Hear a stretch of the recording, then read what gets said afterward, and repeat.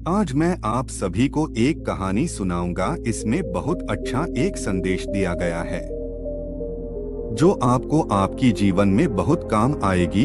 दुनिया में दो तरह के लोग होते हैं।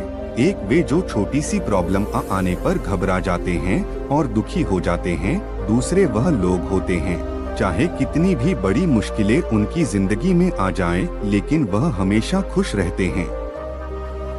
हर प्रॉब्लम में अपने आप को संभाल लेते हैं। एक वे जो जिनके पास सब कुछ होते हुए भी लेकिन फिर भी वह हमेशा दुखी दिखते हैं।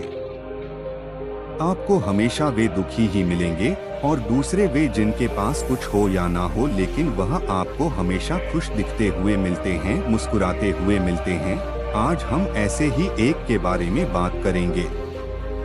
यह कहानी ऐसी है कि आपके जीवन में हजारों मुश्किलें या बड़ी परेशानियां क्यों ना आ जाएं, लेकिन यह कहानी आपको हर मुश्किल में रहना और मुस्कुराना सिखा देगी। एक फकीर एक देश की यात्रा पर निकला।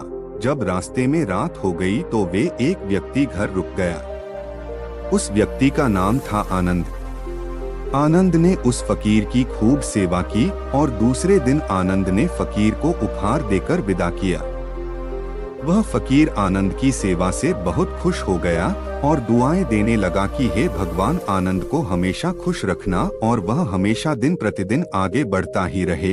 इस बात पर आनंद हंसने लगा और फकीर से आनंद बोला, हे फकीर, जो है वह भी अब नहीं रहने वाला। इस बात पर फकीर आनंद की तरफ देखता ही रहा और वहां से आगे चला गया। कुछ साल बाद फिर फकीर आनंद के घर आया और देखा सारा धन और सारी संपत्ति सब कुछ चला गया है। आनंद एक गांव के ही बड़े जमींदार के यहाँ नौकरी कर रहा है। वह फकीर आनंद से मिलने के लिए वहां चला गया। आनंद ने उस अभाव में ही उस फकीर का स्वागत किया और झोपड़ी में ही फटी चटाई पर ही बैठाया। उसके पास खाने के लिए जो रूखी सूख रोटी थी वह खाने के लिए फकीर को दे दिया। जब फकीर वहां से जाने लगा तो उसके आंख में आंसू था और फकीर कहने लगा, हे भगवान, तुमने यह क्या किया?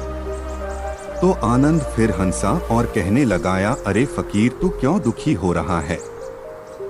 ईश्वर हमें जिस हाल में भी रखे हमें हमेशा खुश रहना चाहिए, उसे धन्यवाद देना चाहिए।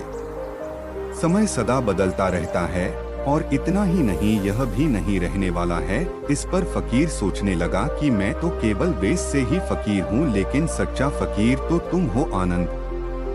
कुछ साल बाद फकीर फिर से यात्रा पर निकला और आनंद से मिला और देखा तो देखता ही रह गया, क्योंकि सब कुछ बदल चुका था। आनंद अब जमींदारों का जमींदार बन चुका था।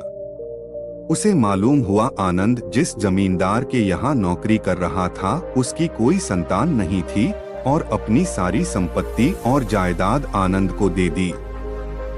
फकीर बहुत खुश हो गया और आनंद से कहा, अच्छा हुआ वह जमाना गुजर गया, भगवान करे अब तुम ऐसा ही बना रहो। यह सुनकर आनंद फिर हंसने लगा और कहने लगा, फकीर, अभी भी तेरी नादानी बनी हुई है।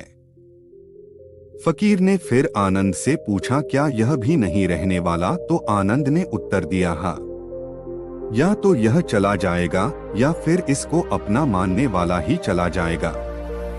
यहाँ पर कुछ भी रहने वाला है ही नहीं।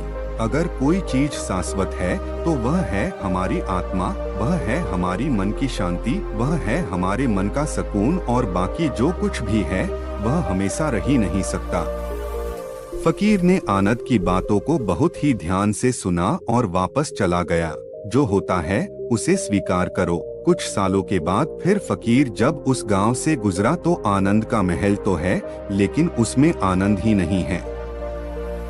उसमें कबूतर गुटरगू कर रहे हैं। आनंद अब इस दुनिया में नहीं रहा, उसकी मृत्यु हो चुकी थी। वह फकीर मन ही मन सोचने लगा कि यह एक इंसान जिंदगी भर कितना दौड़ता रहता है और रोता रहता है, दुखी होता रहता है। जिन चीजों के लिए इंसान तड़पता रहता है, दुखी होता रहता है, वास्तव में वह चीज जो हमेशा रहने वाली है ही नहीं। वे सारी चीजें बदलने वाली है।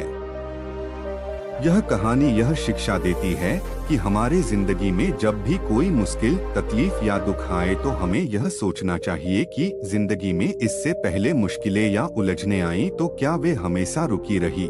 जैसे सारी मुश्किलें आकर चली गई वैसे ही यह भी मुश्किल चली जाएगी।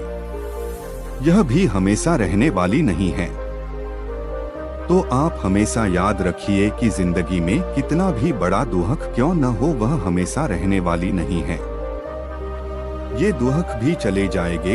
एक बार अकबर ने बीरबल से कहा कि बीरबल आज कुछ ऐसा लिखो कि जब मैं खुशी में पढ़ूं तो दुख और जब दुख में पढ़ूं तो खुशी हो। तो बीरबल ने लिखा, यह वक्त भी बीत जाएगा।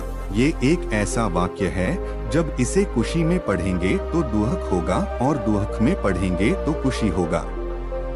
मुझे उम्मीद है कि आप सभी को आज का यह कहानी बहुत पसंद आया होगा। यदि पसंद आया हो तो कृपया आप इस कहानी को सबके साथ में शेयर जरूर करें। बहुत बहुत धन्यवाद।